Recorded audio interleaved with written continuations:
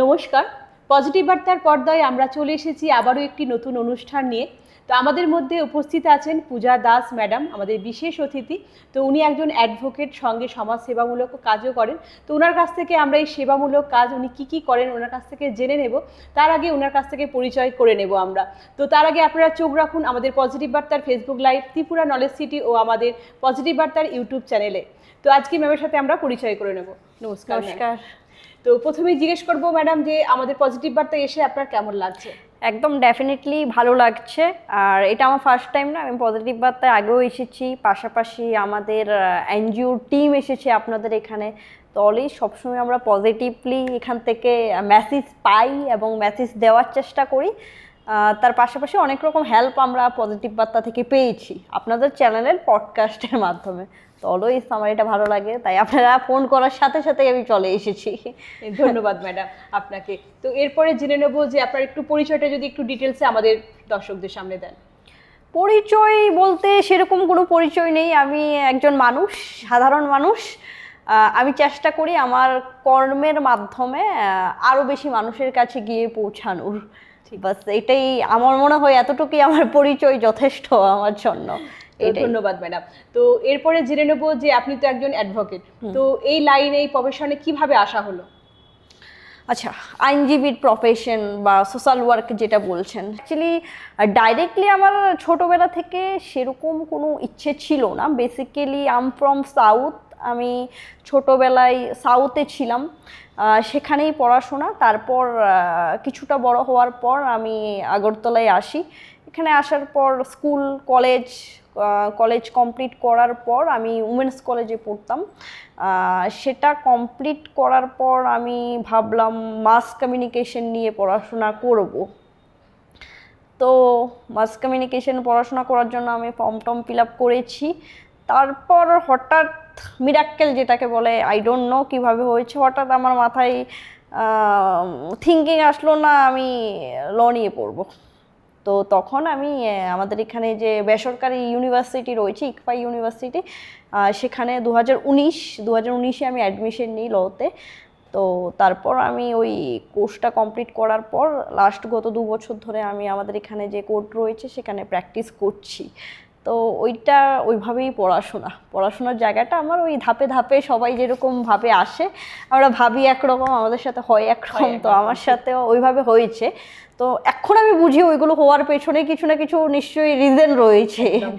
তো ওইভাবেই। তো এর সাথে বলবো যে সমাজসেবামূলক কাজও করেন সঙ্গে, তো এটাতে কিভাবে আসা? সেটাতে দেখুন, সমাজসেবামূলক কাজে প্রত্যেকেই জড়িত। আমি সবসময়ই সবাইকে এটাই বলি যে সোশ্যাল ওয়ার্ক, রাস্তায় নেমে আপনি কাজ করছেন, ধরেন কাউর হেল্প লাগে, সেটা আপনি রাস্তায় নেমে হেল্প করছেন, সেটা সোশ্যাল ওয়ার্ক না। শুধুমাত্র আপনি এখানে বসেছেন, আপনি এখান থেকে পডকাস্ট করছেন, আমাকে ডাকলেন, আরও আমার মতো 5 জন ডাকলেন, আপনি এখানে বসে পডকাস্ট করে কি করছেন, পডকাস্টটা সাধারণ মানুষের মধ্যেই চলবে। তো মানুষ এখান থেকে ভিডিওটা দেখবে, কিছু না কিছু শিখবে। তো ওয়ান টাইপ অফ আপনিও তো সোশ্যাল ওয়ার্ক করছেন, সমাজকে কিছু না কিছু দিচ্ছেন, সোশ্যালের জন্যই তো কাজ করছেন। এবার বিষয় হলো গিয়ে এই পুরো বিশ্ব ব্রহ্মাণ্ডে যত মানুষ রয়েছে, যারাই যে কাজের সাথে যুক্ত রয়েছে, প্রত্যেকেই সমাজের কাজের সাথে যুক্ত রয়েছে। ডিপেন্ড করে আপনি ভাবনাটা কিভাবে ভেবে কাজ করছেন। তো ওয়ান টাইপ অফ প্রত্যেকে সোশ্যাল ওয়ার্ক করে। হ্যাঁ, আপনি আমার বিষয়ে এক্সট্রাভাবে আমি তো বলবো এখানে সোশ্যাল ওয়ার্কার লাগানোর কোনো দরকার নেই বা প্রয়োজন পড়ে না। হয়তো বা অনেকে অনেক সময় আমাকে বলে, বাট এক্সট্রাভাবে লাগানোর প্রয়োজন পড়ে না। যেটা বলবো, হ্যাঁ, যে আমি একটু বাড়ি থেকে বেরিয়ে মানুষের জন্য কাজ করতে পছন্দ করি। সেটা কিভাবে আসা, সেটা খুব ছোটোবেলা থেকেই ছিল। ধরুন আমি যখন স্কুলে পড়তাম, সেখানে বিভিন্ন সময় বিভিন্ন ধরনের প্রোগ্রাম হতো। তো সেগুলো আস্তে আস্তে স্যার ম্যাডাম আমাকে খুব পছন্দ করতো। তো সেখান থেকে ওই কাজের দায়িত্বগুলো আমাকে দেয়া হতো। তো ধীরে ধীরে আমি অনেকগুলো কাজের দায়িত্ব পেতে শুরু করি। তারপর একটু বড় হলাম, একটু যখন আমরা বড় হই, আমাদের স্কুলে এনএসএস থাকে, এনসিসি থাকে। তো যথারীতি আমি এনএসএস জয়েন করি। তো সেখানে মানুষের জন্য কাজ করা শুরু করি। তারপর স্কুল কলেজ, সেই কলেজ অবধি আমার এনএসএসের দ্বারাই কাজ চলছিল। যখন যেখানে যা প্রজেক্ট ছিল আমরা চেষ্টা করতাম করার। তারপর ধীরে ধীরে যখন বড় হলাম, এনএসএস ওগুলোর সাথে জড়িত না, তখন ধীরে ধীরে আস্তে আস্তে নিজেরাই করতে শুরু করলাম। দেখলাম রাস্তায় কেউ পড়ে রয়েছে, সেটাকে গেলাম, হেল্প করলাম। প্রথম 1 দিন 2 দিন 5 দিন আমি একা করলাম, তারপর আমার কিছু বন্ধুবান্ধব আমার সাথে এসে জড়িত হলো, ওরাও করা শুরু করলো। তো এখন ধীরে ধীরে তো প্রচুর মানুষ আমার সাথে জড়িত রয়েছে, যারা প্রত্যেক দিন ওই যে সমাজের বহির্ভূত মানে যে সকল মানুষ রয়েছে, যাদের ধরুন কেউ নেই বা অর্থের অভাবে যারা অনেক কিছু করতে পারে না, তাদের যখন প্রয়োজন পড়ে তো আমরা চেষ্টা করি আমাদের টিম মিলে কাজ করার জন্য। তো এভাবেই সামাজিক কাজে আমার আশা। তো তারপর ধীরে ধীরে আমাদের একটি সংস্থা করে, যখন একা একা কাজ করা শুরু করেছি বা বন্ধুবান্ধব মিলে কাজ করা শুরু করেছি, দেখতে পাচ্ছি যে সবটা সাইট আমরা কভার করতে পারছি না। তখন ধীরে ধীরে মনে হলো যে না, একটা সংস্থা করলে ভালো হয়। বা কোথাও গেলে আমাদেরকে জিজ্ঞেস করা হতো যে কোন সংস্থা, কি থেকে।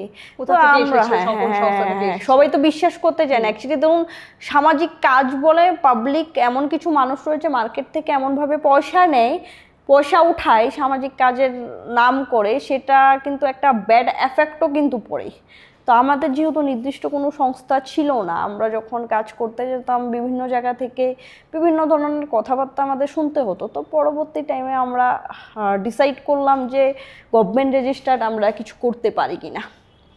তো তারপর আমরা একটা সংস্থা করি, কন্যা কথা।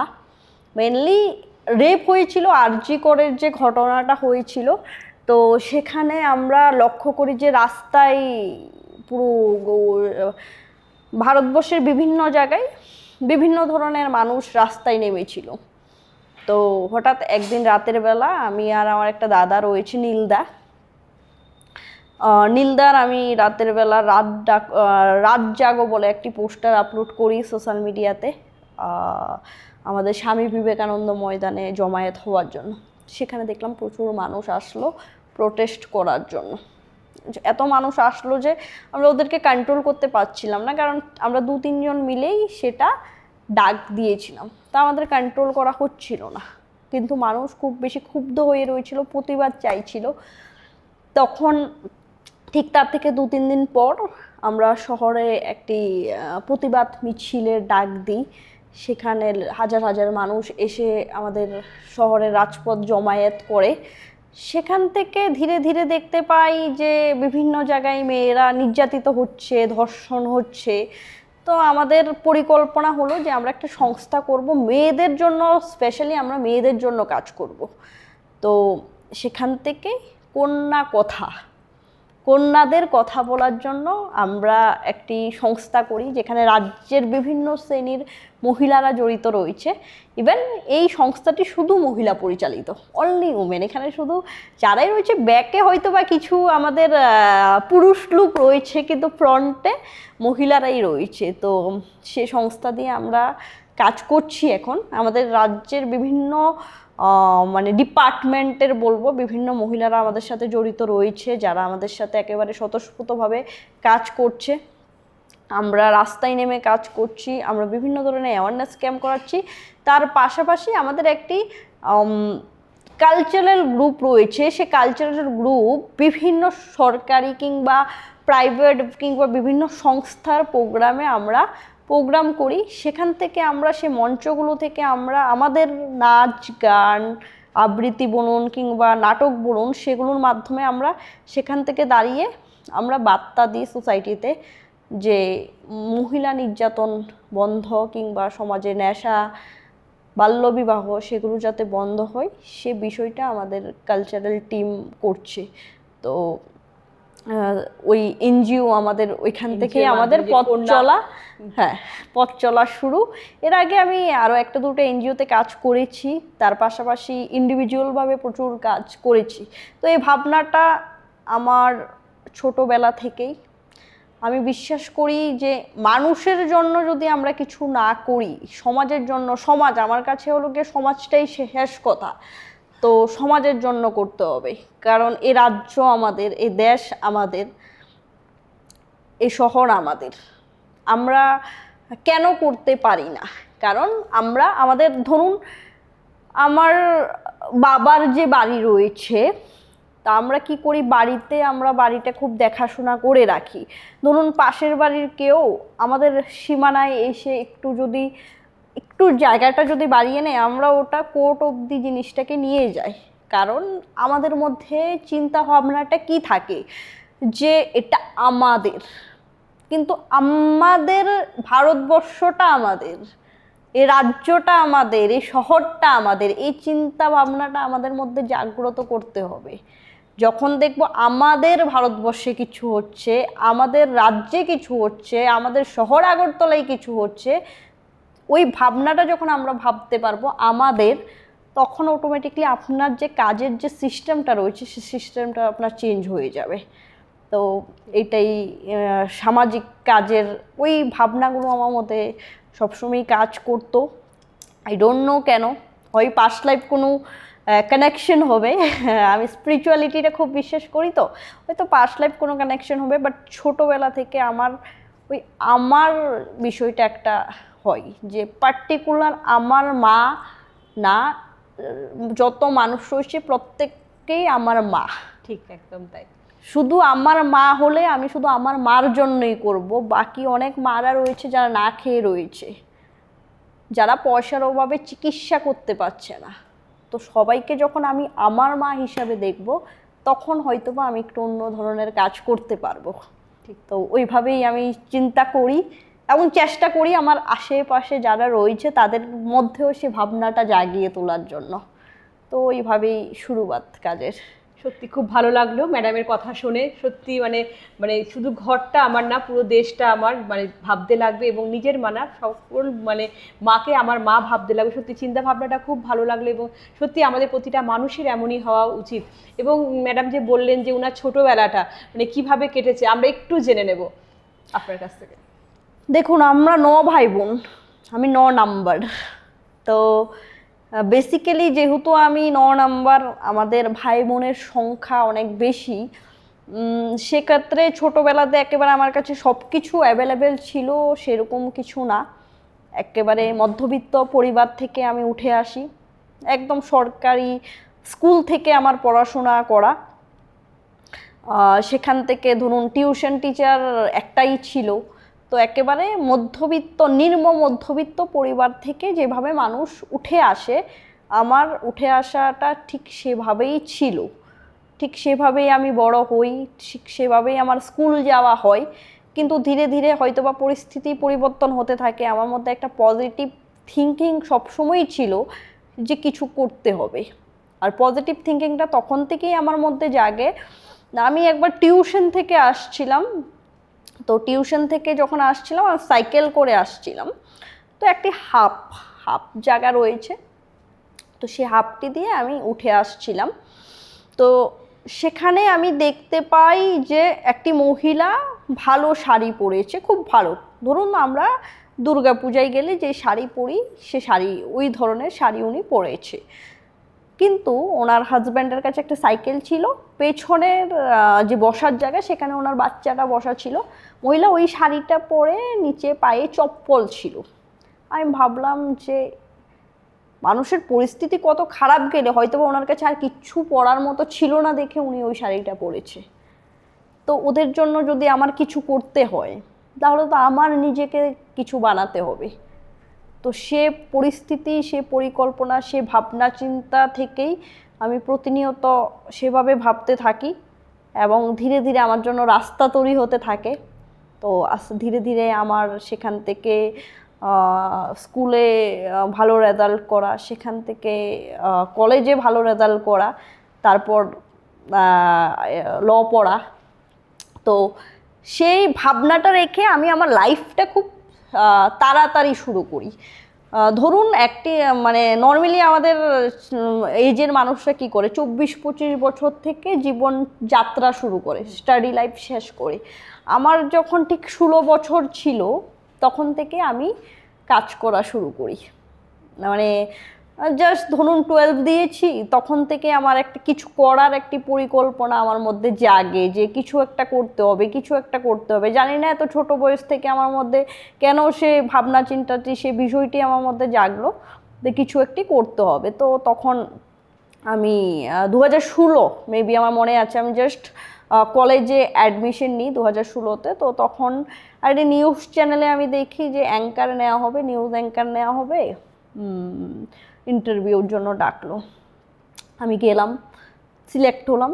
তো সেখান থেকে আমি অনেক দিন ধরে ওই ডিপার্টমেন্টের সাথে জড়িত ছিলাম বিভিন্ন সময় বিভিন্নভাবে। তারপর পরবর্তী টাইমে লয়ে অ্যাডমিশন নেওয়ার পর হয়তো বা আমার অনেক কিছু ছেড়ে দিতে হয়, পড়ার উপর আরও বেশি ফোকাস বাড়াতে হয়।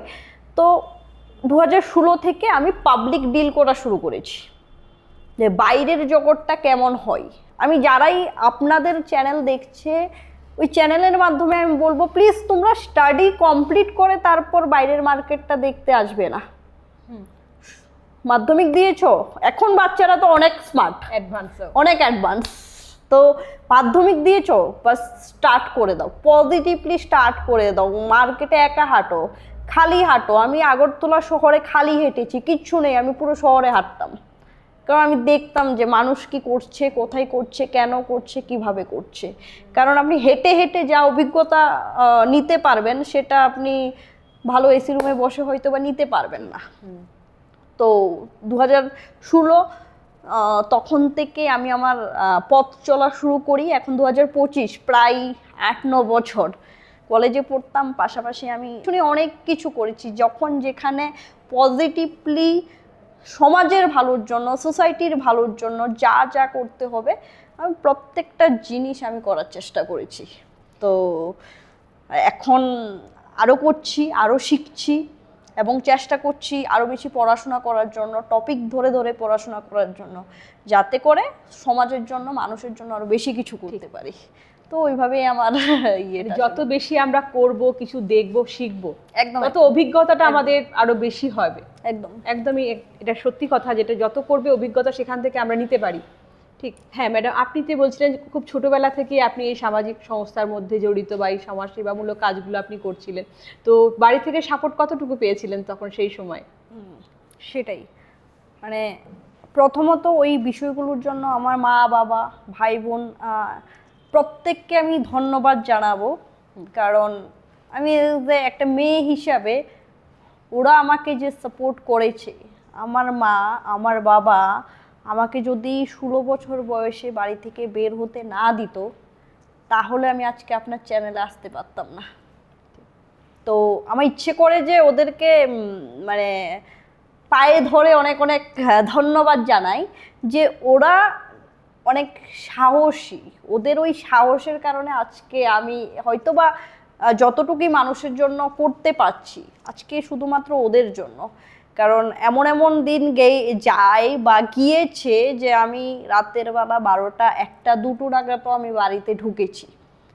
আমার মা পজিটিভলি সেই জিনিসটা নিয়েছে, আমার দিদি, আমার দাদা, আমার বাবা প্রত্যেকে পজিটিভলি জিনিসটিকে নিয়েছে। দ্যাটস ওয়াই আমার মধ্যে সাহসটা আরও বেশি করে বেড়ে গেছে।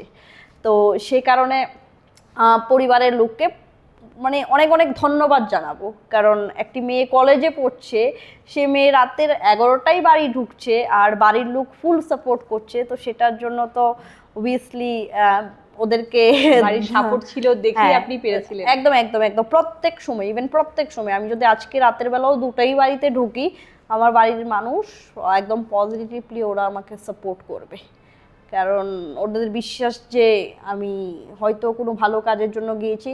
এর থেকে বড় কথা তো ওদের দুঃসাহসিকতার জন্য আমি ধন্যবাদ মানে ওদেরকে জানাবো, কৃতজ্ঞ থাকবো।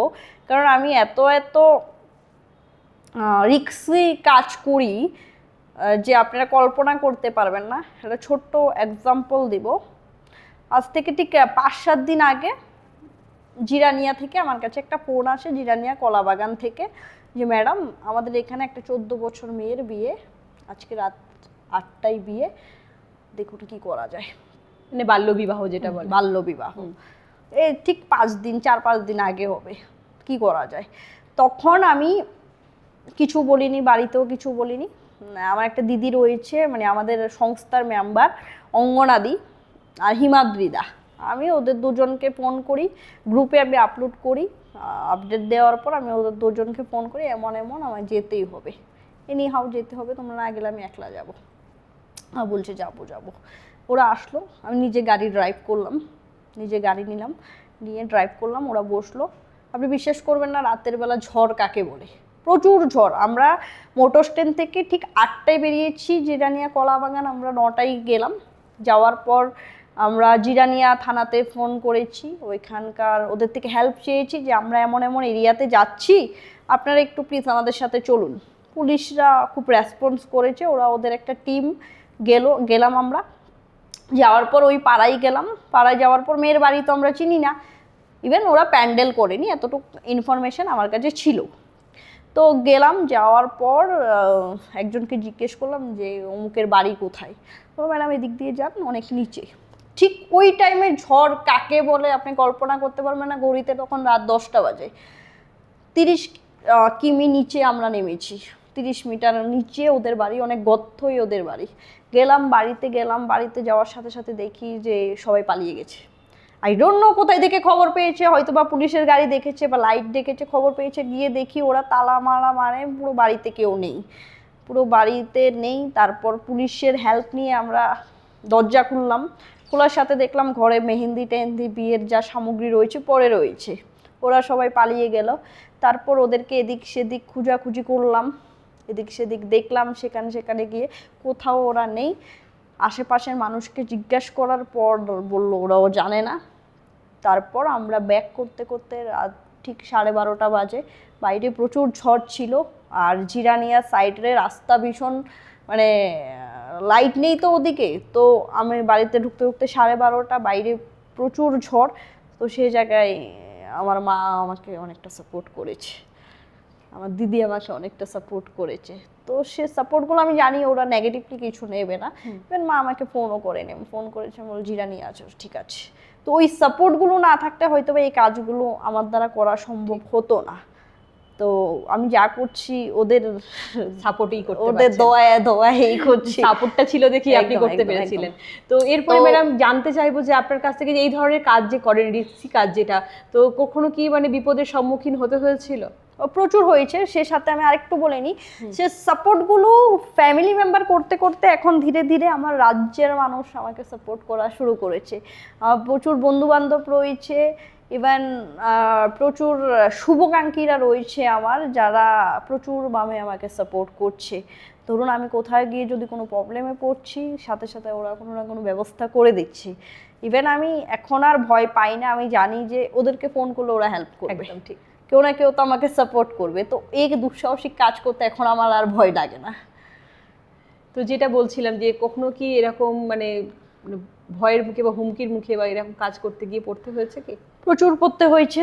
একটি ছোট্ট ইনসিডেন্ট যদি আমি বলি, আমাদের এখানেই ধলেশ্বর,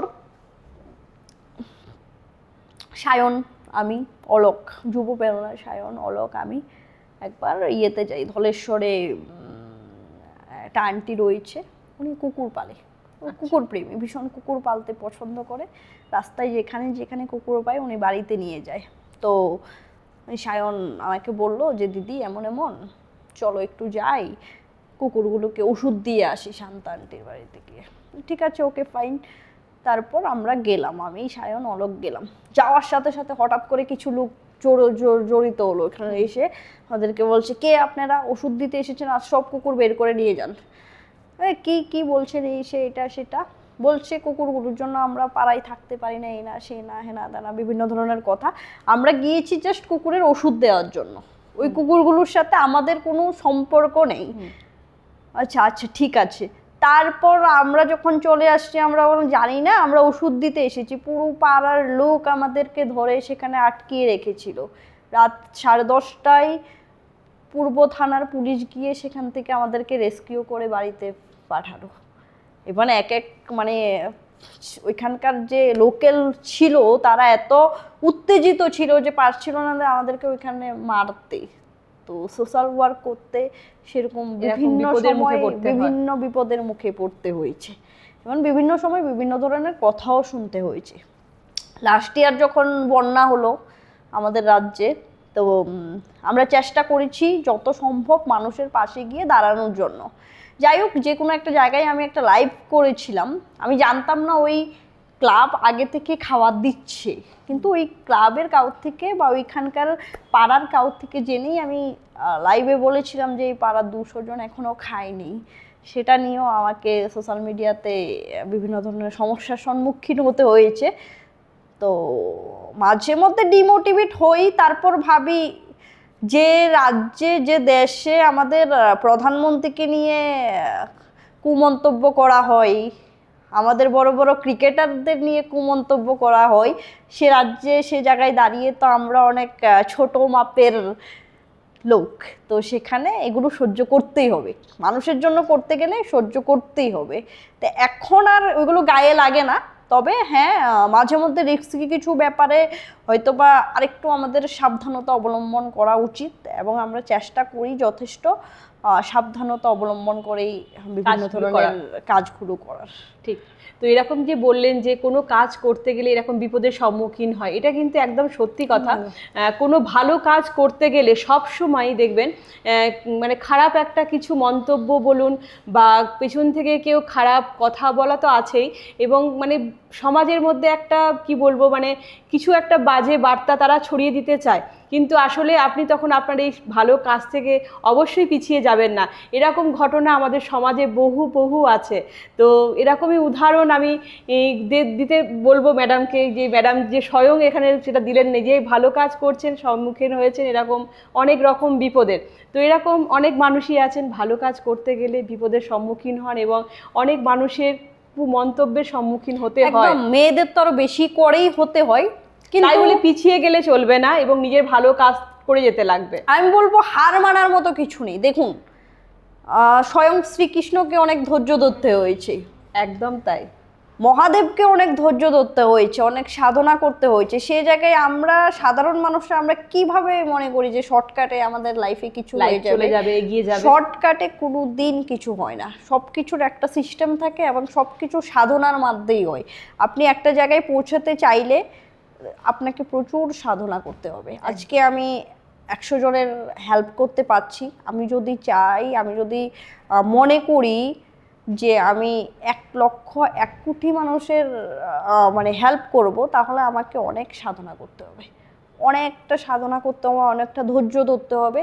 তারপর গিয়ে আমি ওই 1 কোটি মানুষ, আমি আমার জায়গা থেকে যতটুকু হেল্প করতে পারবো ততটুকুই করি না, সেটাই তো হেল্প হলো না। তো না, তখন আমাদের আস্তে আস্তে চিন্তা ভাবনা চেঞ্জ, পরিধিটাকে বাড়াতে হবে তখন আস্তে আস্তে। তো ওইটার জন্য সাধনা, যে কেউ আমাকে বললো যে আমি মানে সোশ্যাল ওয়ার্কের নাম দিয়ে কোনো একটা কিছু করে নিচ্ছি, অ্যাকচুয়ালি আমি এমন কিছু করছি না, সেটা থেকে কেউ বললো, সেটার জন্য আমি মন খারাপ করে নেক্সট দিন থেকে আর কাজ করলাম না, তাহলে তো আমাদের কিছু হলো না, পজিটিভ নিয়ে এগোনো হলো না। আর সব সময় আমরা জানি যে পজিটিভ আছে মানে পেছনে নেগেটিভ আছে, যেমন আলো আছে পেছনে অন্ধকার আছে। মাদার তেরেসা তো এভাবে মাদার তেরেসা হয়নি, নেতাজি এভাবে নেতাজি হয়নি, স্বামী বিবেকানন্দ এইভাবে। একদমই ঠিক তাই। সবকিছুর জন্য সাধনা করতে হবে, আর প্রত্যেকটা জিনিস সময় আসলেই কিন্তু সেটার রেজাল্ট পরবর্তী জেনারেশনরা পেয়ে যায়। তো সেটার জন্য সাধনা করতেই হবে প্রত্যেকে। আমাদের সমাজে যারা প্রতিষ্ঠিত রয়েছে, যাদেরকে আমরা অনুসরণ করে চলার চেষ্টা করি, তাদের প্রত্যেকের জীবনী আপনি উঠিয়ে দেখবেন অনেক স্ট্রাগল। এই জাস্ট 2 দিন আগে আমাদের কাজী নজরুল ইসলামের জন্মজয়ন্তী উৎসব গেল। তো একটি গান সোশ্যাল মিডিয়াতে দেখছি সবাই খুব পোস্ট করছে, বুলবুলি। সে গানটির ইতিহাস যখন আমরা উল্টিয়ে দেখি, আপনি বিশ্বাস করবেন না যে কতটা সাধনা, কতটা স্যাক্রিফাইস করার পর আজকে 2025-এ দাঁড়িয়ে সে গানটি এভাবে চলছে। আমি জাস্ট ওইটার ইতিহাস পড়তে গিয়ে আমি দেখলাম স্বামী বিবেকানন্দের ছেলে, 11 বছরের ছেলে যখন মারা গেল, তখন স্বামী বিবেকানন্দের নজরুলের ছেলে যখন মারা গেল, ওই ছেলেকে দাহ করার জন্য 150 টাকার দরকার পড়ে।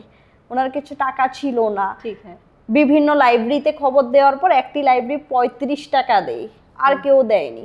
ছেলে তো দাহ করতে হবে।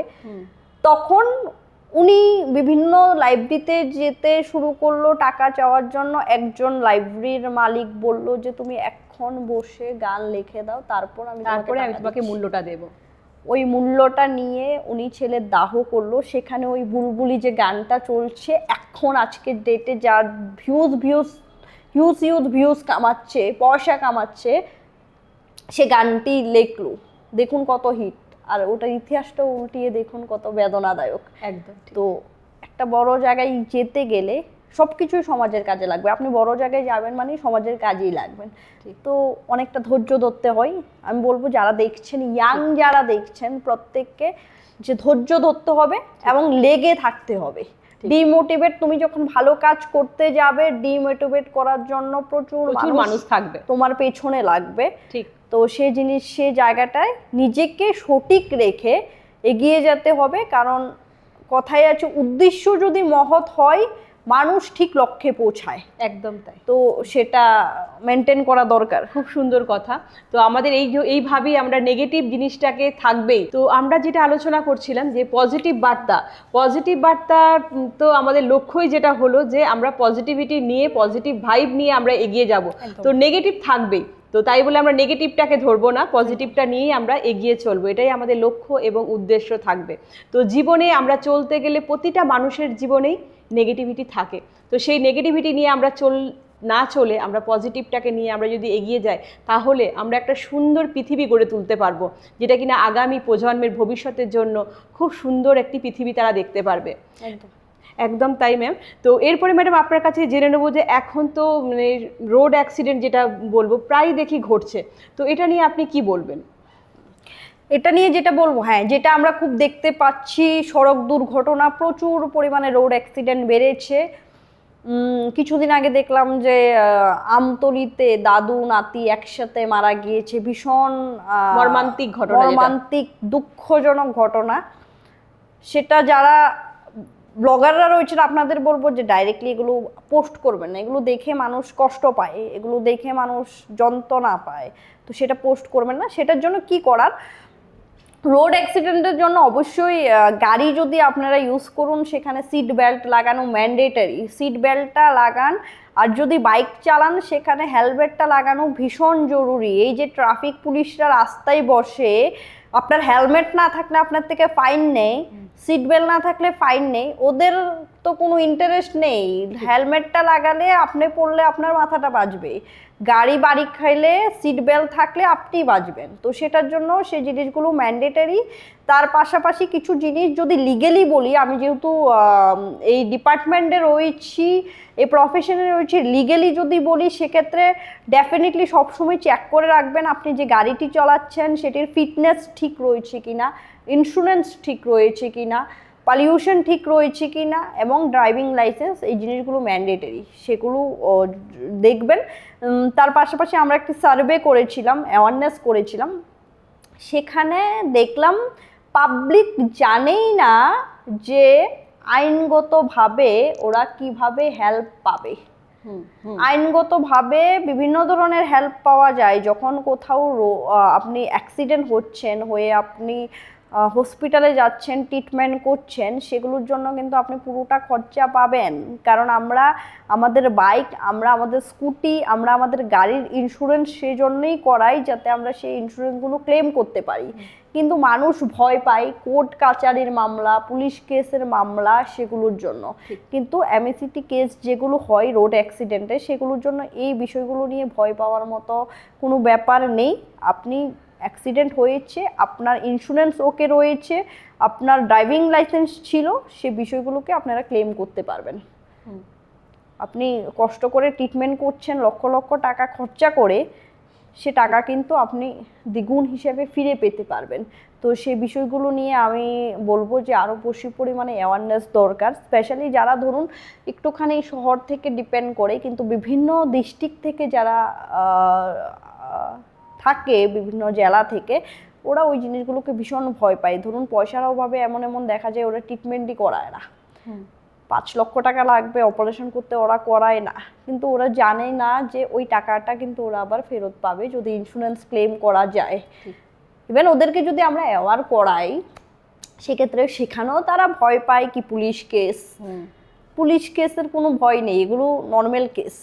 তো আপনারা এই বিষয়গুলো সম্পর্কে অবশ্যই সতর্ক থাকবেন এবং রাস্তায় ধীরে বাইক চালানোর চেষ্টা করবেন, গাড়ি চালানোর চেষ্টা করবেন এবং হেলমেট ম্যান্ডেটরি, হেলমেটটা ইউজ করার চেষ্টা করবেন, সিট বেল্টটা লাগানোর চেষ্টা করবেন।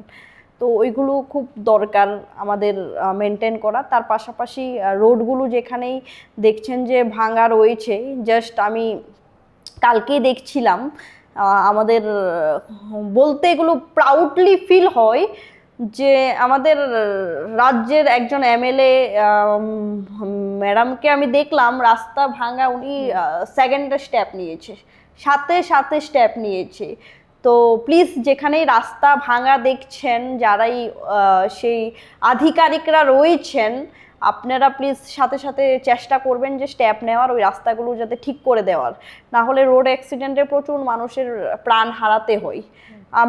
আমি প্রচুর ডিল করি তো এগুলো নিয়ে, আমি দেখি যে আমি জাস্ট শ্রীলঙ্কা বস্তি, আমাদের চন্দ্রপুরের একটি 3 বছরের বাচ্চা মারা গেছে আজকে থেকে 4-5 দিন আগে বাইকের সামনে পড়ে। তো সেগুলো খুব বেদনাদায়ক, খুব কষ্টদায়ক। তো সেগুলো সম্পর্কে আমাদের সবচেয়ে বেশি এখন রোড অ্যাক্সিডেন্ট, আমরা যেহেতু সবাই প্রত্যেকে গাড়ি বাইক চালাচ্ছি, সেগুলো সম্পর্কে আমাদের সতর্ক হওয়ার ভীষণ দরকার। তো ওইটাই আমি বলবো আর কি, ওগুলো করা উচিত। ধন্যবাদ ম্যাডামকে যে এত সুন্দরভাবে উনি বুঝিয়ে দিলেন আমরা কিভাবে রাস্তাঘাটে চলবো। অবশ্যই ম্যান্ডেটরি আমাদের যে হেলমেট পরবো এবং গাড়ি চালালে সিট বেল্ট বাঁধবো, সেটা তো আমাদেরই একটা প্রাণের সেফটি, তো আমাদের সেফটি, পুলিশ আমাদেরকে কেন বলবে, আমরা নিজেদের দায়িত্ব, এটা আমাদের নিজেদের। আর অ্যাক্সিডেন্ট তো বলে হয় না, অ্যাক্সিডেন্ট কি অ্যাক্সিডেন্ট নাম দেওয়া হয়েছে কেন, হঠাৎ করে হওয়া অ্যাক্সিডেন্ট কি বলে হবে? আমি বাড়ি থেকে বেরোনোর সময়, বাইক নিয়ে বেরোনোর সময় কি আমি বলে দেবে আজকে আমার অ্যাক্সিডেন্ট হবে? তো হঠাৎ করে হয়। ধরুন আপনি ঠিক চালাচ্ছেন কিন্তু আপনার পেছন থেকে এসে কেউ লাগিয়ে দিল, ঠিক আপনার ব্রেক চলে গেল হঠাৎ করে, তো সেক্ষেত্রে এগুলো ম্যান্ডেটরি। আমার মাথায় হেলমেটটা থাকলে অ্যাটলিস্ট আমার মাথাটা তো বাঁচবে। ঠিক। তো ওইগুলো ধন্যবাদ ম্যাডামকে। তো ম্যাডাম এরপর আপনার কাছে জেনে নেব যে সাধারণ মানুষ কিভাবে আইনি সহায়তাগুলো পেতে পারে। তারা অনেক সময় জানে না যে তারা কোনটা তাদের প্রাপ্য, অনেক সময় জানে না, বোঝে না। এই যে একটু আগে বললেন যে তারা ভয় পায় আইনি ব্যাপারগুলো বা পুলিশি কোনো ঘটনা যেগুলো জড়িত হয়ে থাকে, এগুলো ভয় পায় তারা। তো তারা জানে না যে তারা কোনটা তাদের প্রয়োজন বা তারা পেতে পারে এই সাহায্যগুলো সরকারের কাছ থেকে। একটু যদি আমাদেরকে বলতেন। একটি বিষয় নিয়ে আমি বলবো, 2025 আমরা খুব ডিজিটাল, আমরা খুব স্মার্ট। একটি বিষয় নিয়ে আমি বলছি, আগে আমাদের সংবিধান বোঝার চেষ্টা করেন। এই সংবিধান আপনার আমার প্রত্যেকের, এই গণতন্ত্র আপনার আমার প্রত্যেকের। তো সুতরাং ওই জিনিসগুলোর মধ্যে আমাদের কি কি অধিকার রয়েছে আমরা প্রত্যেকটা জিনিস জানতে পারবো। আমাদের দেশে যা হচ্ছে, যেখানে যা বরাদ্দ হচ্ছে, সেখানে 1 টাকা হলো আমার না আমার জন্য কিন্তু বরাদ্দ হচ্ছে। তো যারাই আমরা সারাদিন মোবাইল ইউজ করছি, আমরা একটুখানি ওই বিষয়গুলো সম্পর্কে জানার চেষ্টা করব যে আমাদের কি কি অধিকার রয়েছে, আমরা কি কি অধিকার প্রাপ্য। সে অধিকারগুলো যদি আমরা জেনে নিই তাহলে তো ইজি আমাদের জন্য, সব কিছুই তো আমাদের জন্য, সমাজটাই তো আমাদের জন্য, আমাদের সাধারণ মানুষের জন্য আইন, আমাদের সাধারণ মানুষের জন্য হাসপাতাল, আমাদের সাধারণ মানুষের জন্য জেল, থানা, পুলিশ, আমাদের সাধারণ মানুষের জন্য বিভিন্ন ডিপার্টমেন্ট, সবকিছুই তো আমাদের জন্য। তা জানতে লাগবে প্রসেসগুলো কি আছে, সবকিছুই আমাদের জন্য, শুধু আমাদের জানতে লাগবে প্রসেসগুলো কি আছে। তো সেই প্রসেসগুলো আপনারা চেষ্টা করেন, আপনার যে এরিয়া রয়েছে সেই এরিয়ায় বিভিন্ন দায়িত্বে যারা রয়েছে আপনারা গিয়ে জিজ্ঞাসা করুন যে আমি কি কি পেতে পারি। আর যারা প্রত্যন্ত গ্রামে থাকে তারা তো এই জিনিসগুলো একদমই বোঝে না। এগুলোর জন্যই আমি বলবো বিভিন্ন যে সংস্থাগুলো রয়েছে তাদেরকে বলবো যে অ্যাওয়ারনেস করানোর জন্য, কারণ অ্যাওয়ারনেসই একমাত্র পারে মানুষকে সঠিক জ্ঞান, দিশা দেখাতে। কারণ আমি একটু আগে যেটা আপনাকে বলছিলাম যে সেদিন জিরানিয়া গেলাম একটি বাল্যবিবাহ আটকানোর জন্য, আপনি বিশ্বাস করুন কিছুদিন আগে ঠিক যে ঘটনাটি হয়েছে তার ঠিক 10 থেকে 15 দিন আগে আমি একটা লিগ্যাল অ্যাওয়ারনেস ক্যাম্প করিয়ে এসেছিলাম সেখানে। ইভেন ওই অ্যাওয়ারনেস ক্যাম্পে যে মহিলাগুলো ছিল সেখান থেকে একটি মহিলা আমাকে ফোন করেছে এবং উনি বলেছেন যে ম্যাডাম আমাদের পাড়ায় এমন হচ্ছে, আপনি আসুন। তো অ্যাওয়ারনেস ক্যাম্পগুলো প্রয়োজন, দরকার। আর লিগ্যাল ব্যাপারগুলো সম্পর্কে প্রত্যেক জেলায় লিগ্যাল এডের অফিস রয়েছে, সরকারিভাবে আইনি সহযোগিতার বিভিন্ন অফিস রয়েছে। আপনারা সেখানে যান, আপনাদের যে বিষয়গুলো সম্পর্কে জানার সেগুলো জানুন, আপনি পুরো বিনামূল্যে কিন্তু সহযোগিতা পেয়ে যাবেন। কারণ সমাজের মধ্যে যা রয়েছে সেটা শুধু আমাদের, আপনার, আমার, সবার জন্য, প্রত্যেকের জন্য। এই যে আমাদেরকে নিয়েই তো সমাজ, তো সমাজে যা হবে সবকিছু তো আমাদেরকে নিয়েই হবে, আমাদের জন্যই হবে। তো এগুলো আমাদের প্রসেসিংগুলো জানতে হবে। একদমই তাই। তো থ্যাংক ইউ ম্যাডাম। তো এরপরে আপনার কাছ থেকে আবারও জানবো যে কিছুদিন আগে ঘটে যাওয়া একটি ঘটনা, যেটা কিনা বলবো মানে খুবই মানে একটা মানে কি বলবো, আমরা সবাই জানি যে অপারেশন সিঁদুর, এটা নিয়ে যদি একটু কিছু বলতেন আমাদেরকে। দেখুন, আপনি যেটি বলেছেন, পুরো আমরা ভারতবর্ষ সেই জিনিসটা সাক্ষী রয়েছি এবং প্রাউডলি আমরা বলতে পারি যে আমাদের দেশ কতটা এগিয়ে রয়েছে আমাদের জন্য ভাবে। কারণ পেহেলগামে যে ঘটনাটি হয়েছে এবং ব্যাক টু ব্যাক আমরা অনেক সময় অনেক ঘটনা দেখেছি যে পাকিস্তানিরা আমাদের উপর অ্যাটাক করেছে, এবং সেটার জন্য অপারেশন সিঁদুর ভীষণ দরকার ছিল। সেই অপারেশন সিঁদুর থেকে আমি আবারও একটা কথা বলবো যে শত্রুদের এতটুক জানান দিয়েছে ভারতবর্ষ যে ইট মারোগে তো উসকা জবাব হাম পাথর সে মারেঙ্গে। এবং সেখানে প্রধানমন্ত্রী দুটো মেয়েকে দায়িত্ব দিয়েছে সে অপারেশন সিঁদুরটির পরিচালনার জন্য। সেটা আমাদের জন্য একটি বিগ মেসেজ যে মেয়েরা চাইলে কত কিছু করতে পারে।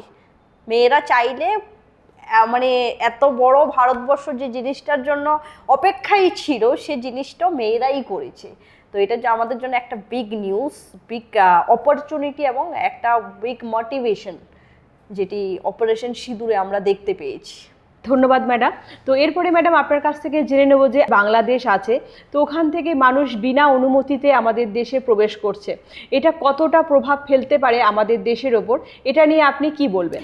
একদম, যে বিষয়টার উপর আমাদের এখন সবচেয়ে বেশি নজর দেওয়া সেটা হলো গিয়ে আমার রাজ্যে বা আমার দেশে অবৈধভাবে কারা কারা ঢুকছে, বা গত 10 বছর গত 20 বছর ধরে অবৈধভাবে আমার দেশে বা আমার রাজ্যে কারা কারা ঢুকেছে, সে বিষয়গুলো আমাদের একেবারে নজর দেওয়া উচিত। আমাদের প্রত্যেক ভারতবাসী, আমাদের প্রত্যেক আনাচে কানাচে আমরা যারাই রয়েছি, ডেফিনেটলি আমাদের সেগুলো উচিত। কারণ দেখুন, আপনি এখানে বসে অ্যাঙ্কারিং করছেন, ঠিক আছে, আমি এখানে বসে ল ডিপার্টমেন্টে কাজ করছি, বা বিভিন্ন মানুষ বিভিন্ন সমাজসেবামূলক কাজ করছেন। এবার ধরুন আমরা যদি এখন ওদেরকে না আটকাই, তাহলে কালকে আপনি এখানে বসবেন না, বাংলাদেশের কেউ বসবে, আমার জায়গায় ঠিক অন্য কেউ থাকবে। সরকারি চাকরিগুলোর ক্ষেত্রে দেখবেন আমার পরিবার, আপনার পরিবারের লোক চাকরি পাচ্ছে না, অন্য জায়গা থেকেই পাবে। এবং ইভেন সে বিষয়টি আমরা যদি দেখি, বাংলাদেশিগুলো ওরা ইন্ডিয়াকে কেন এত গালিগালাজ করে আমি জানি না। ওরা আমাদের খায়, আমাদের পরে আমাদেরকে গালি দেয়। পাকিস্তানকে ওরা ভাই বলছে, পাকিস্তানকে ওরা প্রেমিক বলছে। অপারেশন সিঁদুরের পর তো বিষয়টা আরও বেশি ক্লিয়ার হয়ে গেছে যে ওরা আমাদেরকে শত্রু রূপে দেখে, যে দেশ ওদেরকে খাওয়ায় পড়ায় সব কিছু করে রাখে। ওরা জানি না কেন করে, ওরা মনে হয় ওদের যে ইতিহাস রয়েছে, ওদের যে ইতিহাস রয়েছে সেটা ওরা ভুলে গেছে। কারণ আমরা 2024-এ দেখেছি বাংলাদেশ এত নোংরাভাবে ওদের দেশের প্রধানমন্ত্রীকে বিতাড়িত করেছেন, এবং তারপর দেখলাম ওদের দেশে যে স্বাধীনতা এনে দিয়েছিল শেখ মুজিবুর রহমান, ওনাকেই জুতার মালা পরিয়েছে। তো সেক্ষেত্রে ওদের থেকে আমরা কি আশা করতে পারি, কি আশা রাখতে পারি? ওরা তো ওদের ইতিহাস জানে না। 1971 যখন যুদ্ধ হয়, 1947-এর পর যখন পাকিস্তান স্বাধীন রাষ্ট্র পাই, সেখানে পূর্ব পাকিস্তান এবং পশ্চিম পাকিস্তান দুটি বিভক্ত হয়ে গেছিল। মানে বাংলাদেশ এবং পাকিস্তান দুটো জায়গায় ছিল। সে জায়গায় দেখা হয়েছে কি যে পাকিস্তানিরাই সব ধরনের সুযোগ সুবিধা নিচ্ছিল, যে বাংলাদেশিদের কোনো ধরনের সুযোগ সুবিধা নিচ্ছিল না। ওরা ভাষারও তফাৎ ছিল ওদের মধ্যে, পাকিস্তানিরা উর্দু বলতো, বাংলাদেশিরা বাংলা ভাষাই বলতো। তো সেই জায়গায় ওরা যে স্বাধীন বাংলাদেশ হয়েছে, সেটাতেও তো পুরো ভারতবর্ষ ওদেরকে স্বাধীন বাংলাদেশ দিয়েছে। আমি বলবো 1971-এ ওদের এখানে যে যুদ্ধ হয়েছিল, সেখানে 4 লাখের বেশি মহিলাকে রেপ করা হয়েছিল। পাকিস্তানি সৈনিকরা 4 লাখের বেশি ওইখানকার মহিলাদের রেপ করেছে, যার মধ্যে পুরো 30,000 মহিলা তখন গর্ভবতী হয়ে গিয়েছিল। তো সেখানে এক একজন মানে কি বলবো 30 লক্ষের বেশি বাঙালি মারা গিয়েছিল। সেই সময় ইন্ডিয়া পুরোপুরিভাবে ওদের সাপোর্ট করেছে, বাংলাদেশদের পুরো সাপোর্ট দিয়েছে। সে সাপোর্টের পরে শেখ মুজিবুরের মানে নেতৃত্বে বাংলাদেশ স্বাধীন রাষ্ট্র হিসেবে ঘোষণা হয়েছে। তো ওদেরকে তো পুরো স্বাধীনতা তো আমরা দিয়েছি।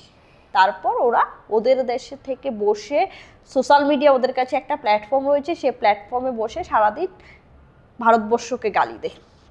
এবার সে বিষয়গুলো আপনি যদি দেখেন, আমাদের রাজ্যে প্রত্যেক দিন কোথাও না কোথাও ইলিগেলভাবে অনুপ্রবেশের জন্য বাংলাদেশিরা অ্যারেস্ট হচ্ছে, প্রত্যেক দিন আপনি অ্যারেস্ট হচ্ছে।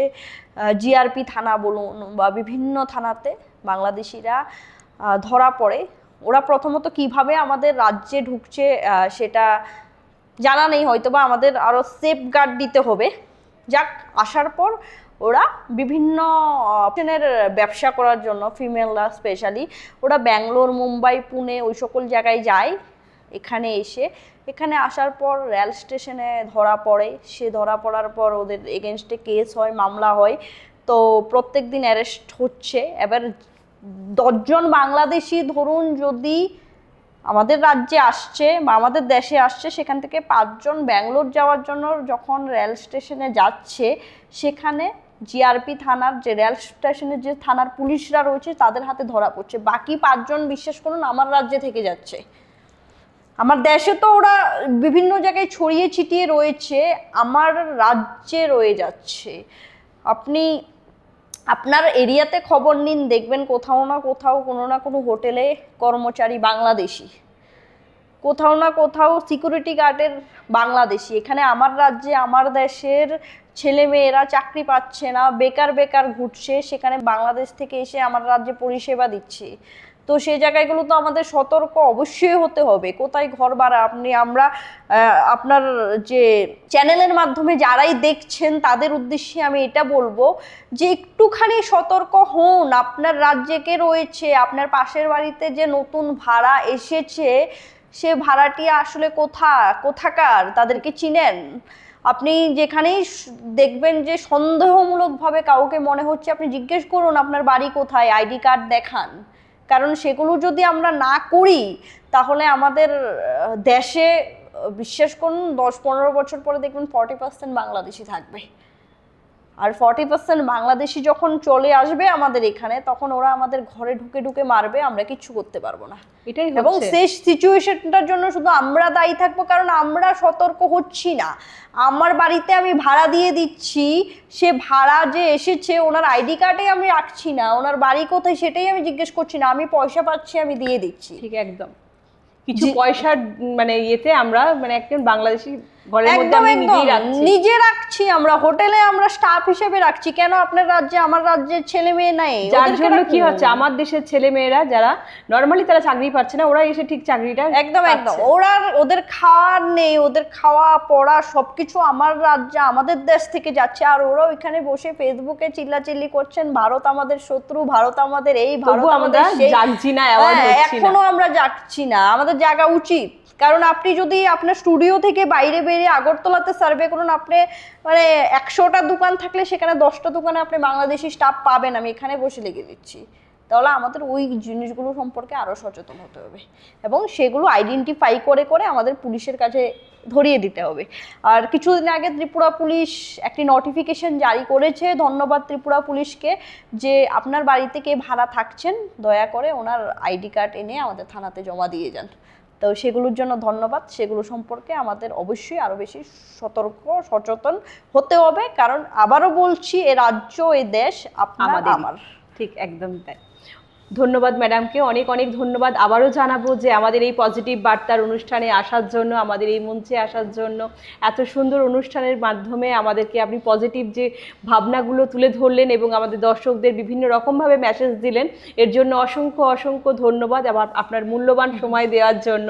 তো আমরা চাইবো আগামী দিনেও আপনাকে যে এইরকমভাবেই আমাদের পজিটিভ কিছু মেসেজ অবশ্যই দেবেন আমাদেরকে এবং আমাদের দর্শকদেরকে।